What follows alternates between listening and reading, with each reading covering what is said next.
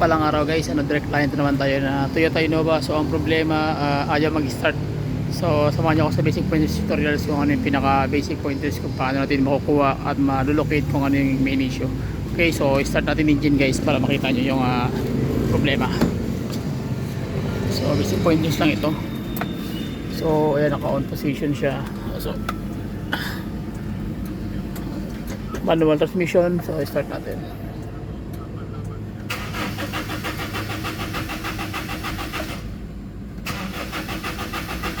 So makita nyo ayaw mag-start,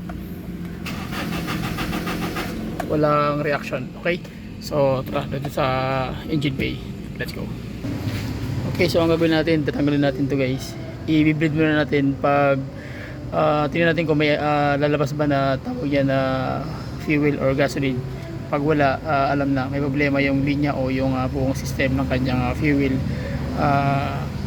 system guys, especially yung pump and then yung wiring or electrical system.